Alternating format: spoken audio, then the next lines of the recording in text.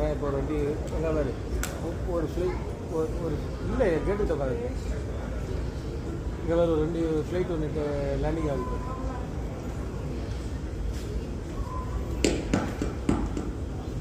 ಹೌದಾ?